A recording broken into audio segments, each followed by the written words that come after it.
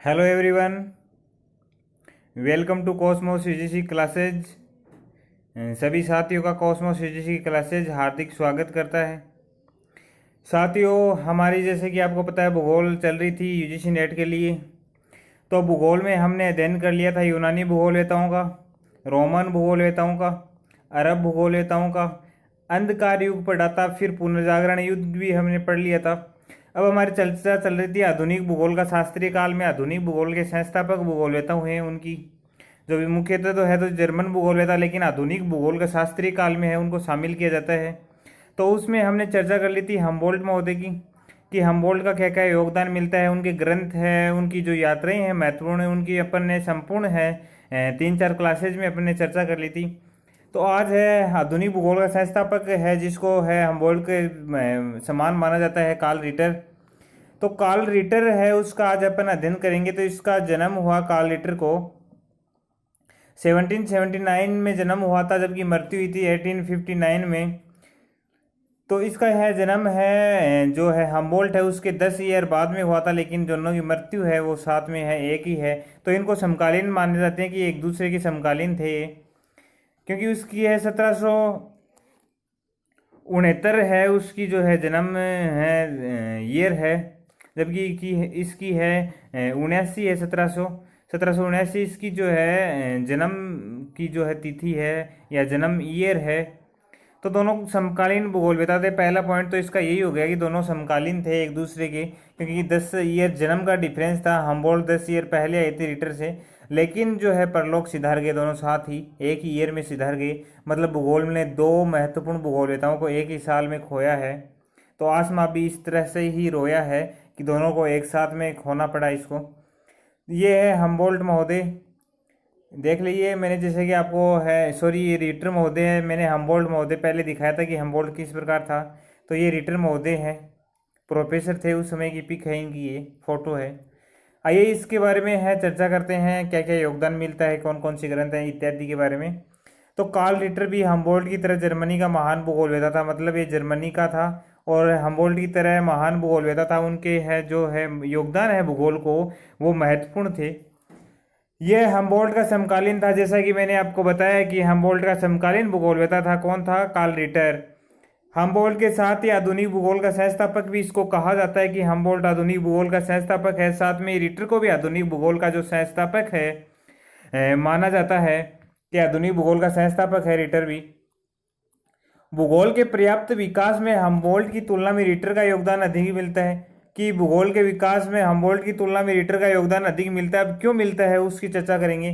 क्योंकि वह जीवन पर्यंत विश्वविद्यालय से जुड़ा रहा, कि वह विश्वविद्यालय में प्रोफेसर था तो विश्वविद्यालय से जुड़ा रहा। साथ ही उसके शिष्यों ने भी अपने गुरु के चिंतन को आगे बढ़ाया, जबकि हम्बोल्ट का कोई शिष्य ने उसके चिंतन को आगे नहीं बढ़ाया। उन्होंने तो स्वयं ही अपनी जो है विवरण है अपने ग्रंथों में लिखा था। जबकि क्या हुआ, रिटर के अनेक शिष्य थे विश्वविद्यालय से जुड़े हुए थे, तो वहाँ पे इनके है प्रिय चेले थे। चेलों ने क्या किया कि इनके गुरु को चिंतन को आगे बढ़ाया। गुरु जो जैसा बोलता था वैसे वो बुक्स है लिखते थे, मतलब गुरु विवरण देता था अपने विचार, जबकि शिष्य लिख देते थे उनको। और उनके मृत्यु पर्यंत भी इन्होंने है शिष्यों ने गुरु के चिंतन को आगे बढ़ाया, गुरु का जो योगदान है संपूर्ण विश्व के सामने पेश किया। यद्यपि वास्तविक रूप से हम्बोल्ट को रिटर से ज़्यादा ज्ञान था, रिटर से ज़्यादा हम्बोल्ट को ज्ञान था। क्यों ज्ञान था, क्योंकि हम्बोल्ट एक यात्री भूगोलवेता था, उसने प्रत्यक्ष जाकर अनुभव किया, जबकि रिटर एक आरामचेयर भूगोलवेता था।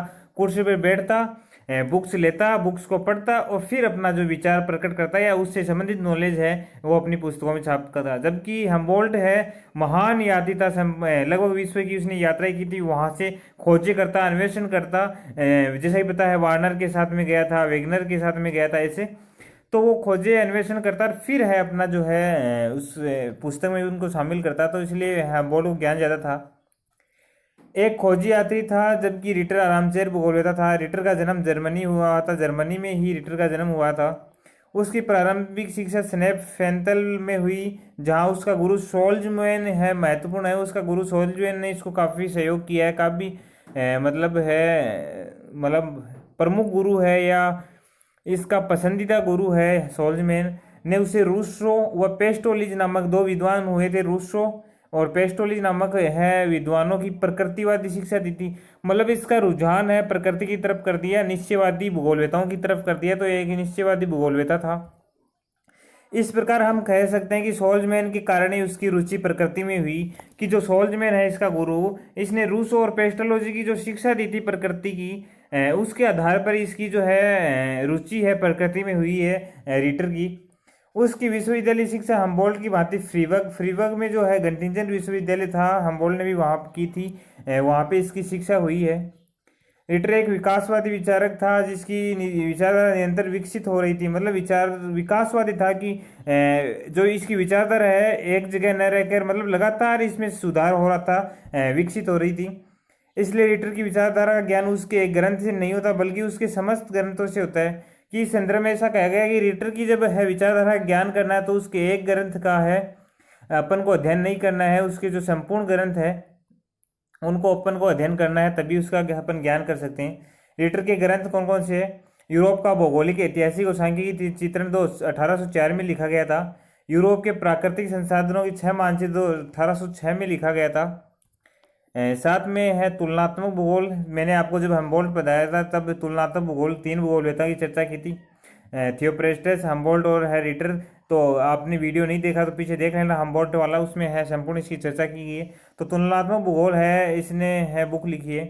एक है इसकी बुक लैंडर कुंडे या लांडर कुंडे नाम से जो है बुक है इसकी। एक है पृथ्वी के संसाधन, एक है न्यू ज्योग्राफी नया भूगोल। अब इसमें क्या है, रिटर की है एकमात्र कृति जिसका प्रकाशन उन्होंने नहीं किया, मतलब इसको प्रकाशित ही नहीं किया, कृति तैयार कर ली गई है। इसमें जो इसने फैक्ट या तथ्य डालने थे वो तैयार कर ले, जिसका कारण वान बूच नामक विद्वान, एक विद्वान हुए वान बूच, पढ़ेंगे आगे, विद्वान द्वारा इस ग्रंथ की आलोचना था। इस ग्रंथ की पहले ही है किसी भूगोलवेता ने आलोचना कर दी कि ये तो किसी की कॉपी है, इसमें सही तथ्य नहीं डाले, ऐसे वैसे, मतलब कि कोई सही काम करता है तो उसके जो है मिल जाते हैं बुराई करने वाले। अब अपन यहाँ पे निःशुल्क रूप से अपने चैनल पे है कॉस्मोस यूजीसी क्लासेज में जो स्टूडेंट्स हैं उनको निःशुल्क रूप से है मैटर प्रोवाइड करवा रहे हैं, क्लासेज प्रोवाइड करवा रहे हैं। लेकिन फिर भी एक दो है ऐसे कीड़े लोग हैं जिनके माइंड में पता नहीं क्या चल रहा है, क्या चाहते हो, तो वो क्या करते हैं वीडियो को अनलाइक करते हैं, कभी अनलाइक कमेंट करते हैं, कभी कुछ करते हैं, कभी कुछ करते हैं। तो मैं है उससे है उनसे प्रभावित नहीं हूँ। जैसे रीडर ने बुक नहीं छापी थी, आप है अनलाइक कर दो, कोई बात नहीं, मुझे यूट्यूब से क्या मिलने वाला है। मैं तो अपनी सेवा दे रहा हूँ। जो स्टूडेंट, अगर मैंने पहले भी कहा था कि अगर मेरी क्लास एक भी स्टूडेंट लेता है उसके क्वेश्चन सही होते हैं तो मेरे लिए सबसे सौभाग्य की बात होगी। मैं नहीं चाहता कि 1000 2000 या 500 लोग हैं इसको देखें।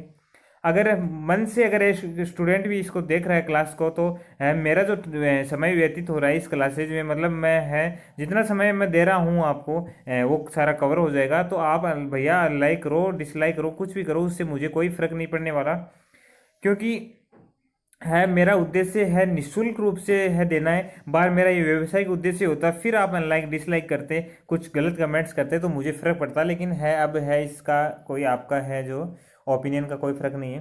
काला सागर व कैस्पियन सागर के मध्य मानव का स्थानांतरण 7वीं बुक।